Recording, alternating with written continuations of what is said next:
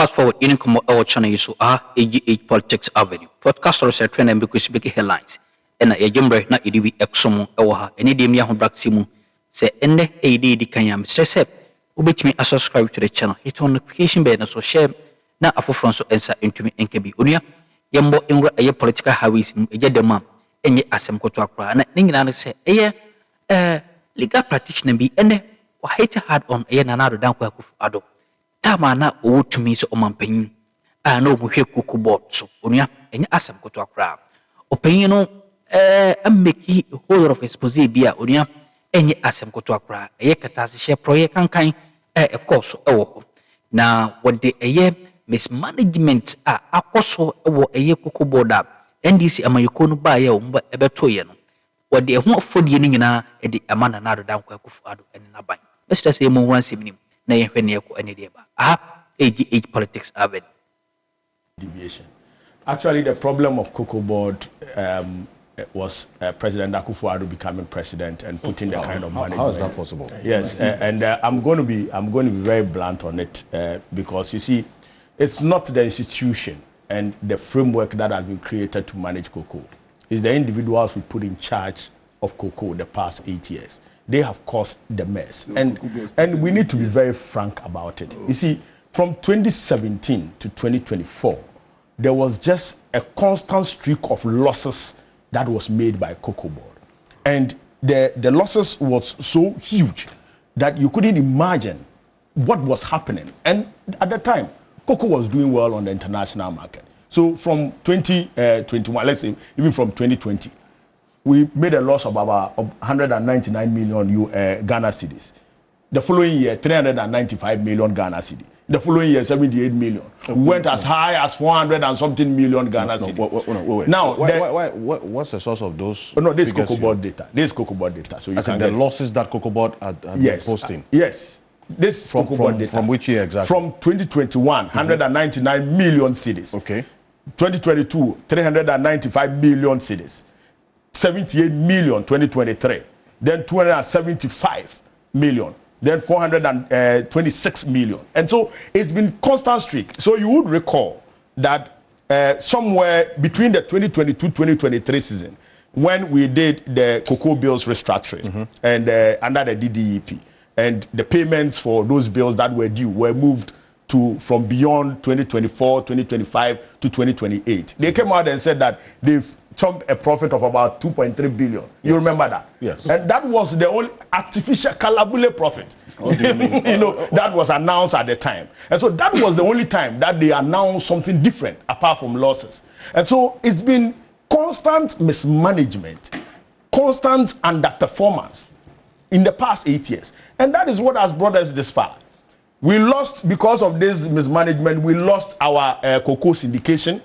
We couldn't go to the market. It collapsed completely. And obviously, that was what led to the restructuring in 2023.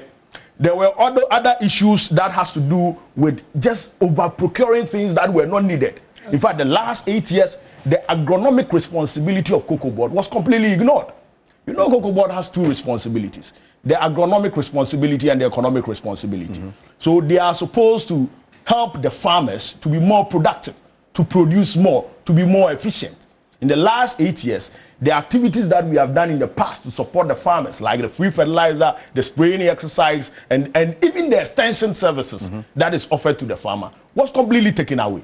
So you have the instance where CocoBod was spending all their money on needless procurement. And you heard Rǎiď-Addo talk about the 26 billion, cocoa roads contract. That was not that alone.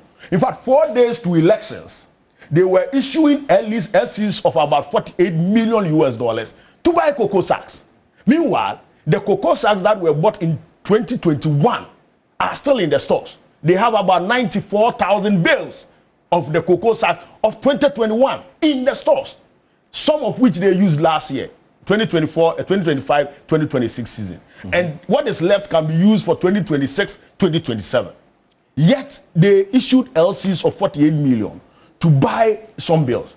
And the sad aspect is that the bills they imported in 2022, those they imported in 2023, and those they even imported early 2024 were not cleared from the port. And they are still at the port. And so you can't just understand what the Akufo-Addo government and the management of CocoBod were doing in the last 8 years. It's unbelievable. And that's the reason decisions they made were so injurious, not only to the sector, but to the economy of Ghana. You see, I asked you the source of it. Yeah, just quick one. See, yes, yes. When we politicize the CocoBod issue, no, you see, I beg you, 1 minute, 1 second. I beg you, I beg you. Yes. We will not solve the problem. Okay? Do you know what took Mr. Opuni to court? All right? And when you talk about the bills and jute and whatever, I agree with you, it's wrong. Do you know the government under which Ghana if you agree with me, let me say it. I beg you. I'm making my point. I'm saying I agree with you on the mess in CocoBod, but it didn't start in the 8 years. Ghana recorded its highest cocoa production under Akufo-Addo. 2020-2021, over 1 million tons. The highest ever in our history. And I'll tell you why. Hold on. And the mess started way before even Mahama 1 government. Now, what we need to appreciate is that, look, we have a whole class of cocoa farmers who have what we call collateral economic effect on a nation. And we need to look at them as a special group. If there is going to be any welfare, we should target it at them. How many of us here didn't benefit from cocoa scholarships? The point is this. Deal with the problems. I will agree with you if you find the people who imported those bills and lock them up. Yes. Okay? And the people who did fertilizer deals in the previous government and lock them up. But let's not make it a political thing. You knock it here and I knock it back. We should focus on CocoBod as a national issue and deal with it. Okay. Because so many people, millions, with collateral economic effect, all right, are going to suffer because of some of these things. And in fact, that probe that you talk about, the finance minister has indicated there is going to be. Good. That probe. So, Alfred, if I can finish my point. those who have to answer questions to do so. No, I wanted to conclude because Alfred, you see, the reason why you can't do discussions on cocoa without bringing in politics or bringing in the politique and those elites who run government is that cocoa is a political matter that touches the lives of not only millions of farmers but the entire nation. And that is why I am not worried the MPP did the press conference they did last few days. But I am heavily worried because they had to say the things they said after the mismanagement and how they managed CocoBod in the past few years. I've had to bring all these things in because the opposition are speaking. And they are making noise. And they caused this mess. Look, the rollover contracts of the 333,000 cocoa that we had to supply. Are you aware that if we were selling that cocoa that we produced last year, we are going to make over $941 million US. That's almost $1 billion. $1 billion. And guess what? We had to sell that under the current price regime. They locked the contract in at $2,600. $2,600. When cocoa was selling at $10,000, and you displayed that. Cocoa was selling $10,000 on the spot market. In the futures market, $12,000 US. And they locked in a contract of $2,600. And you said this is not a political matter. This must not be discussed. This cannot be said. No, please, Kofi, let me learn, please. I mean, please allow me to make my analysis. I mean, you are not being fair to me. So these are issues that we have to talk about. And look, you cannot talk about the reforms and the resetting we are putting in place if you do not discuss this and let people appreciate what we are going through. These are very difficult times. And so last year, we have had to buy cocoa at the current prevailing price and sell it at $2,600. Those losses, who are going to pay for it? Almost $150 million US. Who is going to pay for it? No, so what went to beyond that? You took that decision for a reason, okay? And why you are actually having to price, or we are pricing our cocoa beyond the world market price. The objective was one to tackle the matter of smuggling, is it not? So no, it's a different matter. I'm talking about a completely different thing. The forward contract that was signed by the MPP signed the contract at $2,600. So you didn't have a choice. Now, the decisions we made on pricing last year was not only to deal with smuggling. We realized, in fact, this is the first time in the history of Ghana that we have changed cocoa pricing midstream within season. And we have done that 3 times. So we announced 3,225. I think that was 4th August. When we did that announcement, we realized that the exchange rate had depreciated a little bit from the 10.5 to $1 in August. to about 11.5. And so we had to make that adjustment. Actually, the adjustment was made because the government wanted to be true and fair to the cocoa farmer. Well, the finance minister... Not because we wanted to deal with the issue of smuggling. What I read was a direct quote from the finance minister's statement.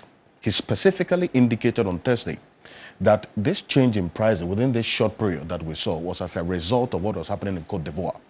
And so there had to be a quick increase to address the matter of smuggling. That is... Yes, no, he said that, but you see, that dealt with the matter and helped us to rake in even more cocoa within the period. But I'm saying that it was not the only reason. We wanted to be true and fair. In fact, look, no government has been true and fair to the cocoa farmer like we have done in the past year. And we are doing so because we want the cocoa farmer to get the full benefit of what they are supposed to get. Indeed, until 2025, we were not paying more than 70% of the FOB price to any cocoa farmer. In 2024, when the MPP announced the 3,000 Ghana cedi per bag, they told us that they were paying 2,600, they were paying 3,000 because they want to do 76% of the cocoa price. At the time, they had signed a forward contract of about 3,200. And so the 3,200, when they sell it at 3,000 Ghana cedi per bag, they were doing 76% of that price. But the actual price on the international market was 9,600, which is the FOB price. And so when you are doing the analysis and you want to be fair to the people, you price according to the price on the international market, not the forward sales that you have locked in. And the difference is almost about $6,000. And you say that you are doing 76%. So actually, between 2003 and 2023 and 2024, you would realize that the government was paying only 25% of the FOB price. 25% of the FOB price. And so government is saying that, okay, look, the farmer must benefit from the atoll. And so the thing is trading on the international market. It's like selling maize at 700, and you have a maize, and you want to sell it at 800. It won't work. So if the international price, the FOB price is 5,000, 5,200, 5,800, let's make an adjustment so that constantly the farmer can get 70% of the returns. Indeed, at the current price, which you displayed, $3,700. Yeah. At the FOB price, yes, $3,700. Yes, this is. If you look at this value and the amount we are paying to the cocoa farmer, it is beyond 90%. And it has never been done in the history of Ghana. In fact, the 90% of FOB price that we are paying to the farmer is historic since the days of Tetekwashi. So these are things that we must bring out, and together as a people, difficult times, we have to galvanize the farmers to understand the realities of what we are putting in. And the fact that even the prices that we have put out, even though it's a reduction of the previous year's own, it makes them even more profitable and better off than keeping the beans and the beans going bad. But for you, cocoa farmers, and for us as farmers, you're a politician as well, just economic to do that. We are interested in revenue from our labor. So when we were talking about figures, and you are saying that 2,700 or so, 2,500 is better than 3,100. Nobody, as a farmer, will agree with you. But the problems of CocoBod is historic. So I don't agree with you that it started from 8 years ago. No. Well, there was a component called stabilization fund of all the calculations, and that was supposed to ensure that there is continuity and also value stability along the chain. From Nkrumah's time up to now, we were supposed to have built enough funding to be able to cushion up all these to avoid syndication and all that. So for me, the moment we started looking for funding to support the cocoa sector, I knew that the policy had failed, because from inception, and CocoBod is almost 80 years now, and 80 years of running an industry, we haven't been able to even build enough resources to be able to cushion the industry for even one season. By now, we should have buffer of resources that could even cushion us for 10 seasons from 80 years. Yeah. And it is not all about mismanagement. It's also about government influence. Exactly the point. If you start from the First Republic down to the Fourth Republic, you see governments moving to CocoBod for funding to support budgets, national budgets. And that cannot be sustainable. So anytime CocoBod gathers some funds to insulate the industry, government comes and does cool chop money. They pick it up. So we were teaching officials in CocoBod that if you aggregate, they will come and take. So you better not keep. And they started helping themselves with the funds that are supposed to insulate the industry against these fluctuations.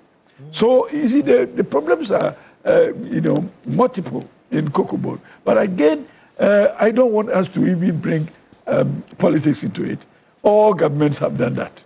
All governments, from Nkrumah's time up to now, all governments, when they see that there's money in CocoBod, they go and pick it. And I think that is wrong. And that has deprived the industry of the insulation. So down the line, we must be thinking differently, because we cannot continue to do the same things, and we also cannot politicize it. My brother says it started 8 years ago. I totally disagree with him, because even when I was going to school, when I was going to school, 8 years. Listen. When I was going to school, some of us, but for CocoBod scholarships, we couldn't have gone. But our fathers were cocoa farmers. So for me, even if I enjoyed it, I would say yes, from my father's labor. But there were people who were also benefiting, who were not anywhere close to cocoa or close to cocoa industry. And you see, how could we be spending money for people who didn't deserve? And in recent times, the cocoa roads, so much money going into cocoa roads when cocoa farmers are not paying. I agree. So why would you prioritize cocoa roads against paying for the beans? That will bring us the money. Even helping the farmer. You understand? And when you are talking even about support to farmers, and we think that is a windfall, it is not. It is part of our earnings. And again, there are so many people who are making astronomical profits from the support system. Yes. And these are all monies that CocoBod staff are richer than management. So CocoBod, in fact, CocoBod suppliers are even richer than the farmers. You see, because when you are supplying, support services, and the support services make the industry even more expensive to operate in as farmers. You want to supply, say, insecticide, 5, 6, 7 times the price of insecticides supplied to CocoBod and onwardly to farmers. And we think that we have supplied farmers with inputs. No, the people who are benefiting from that procurement chain are rather the officials of CocoBod and the suppliers, not the farmers. So everything else in the cocoa industry is geared towards siphoning revenue from cocoa industry to people who are not even within the industry. So I think that if we want to solve the problems, we leave politics out. Cocoa farmers are not interested in this. I don't understand why you keep on saying leave politics out. You have set policy. It's the politicians that set the policy. They make the decisions and manage the institutions. When you're talking, I was here. No, it's a very effective assertion. No. Fortunately, I don't think like you. And when I have the platform, I expect very sorry. You are my one. Okay, please. So I am coming in as a cocoa farmer. Okay. And I'm telling you that cocoa farmers, we are not interested in the politics. We want to work and get paid appropriately. Now, Cote d'Ivoire, they're paying the same amount from the previous year. And then you come and tell us that because of world market fluctuations, it means our policy has failed. So you are explaining that to us. And now, the officials of CocoBod, they have not reduced their earnings. How could you reduce mine and you continue to? And some of them are even benefiting from increased, salaries and new cars, and we cannot get it. And you say that it is supported by policy. What kind of policy is that? So I'm saying, I'm talking as a cocoa farmer. Okay. We are interested in making sure that we stabilize our incomes. And it is not fair when next door they've been able to stabilize their incomes, and here we have to lose. And when we are losing, other people in the same industry are gaining. And you want CocoBod, cocoa. We sama huru timi ko so channel no so mami ena wa so jemre e wo hada sene so badi no e di adumbi adumini onia e besan e hiem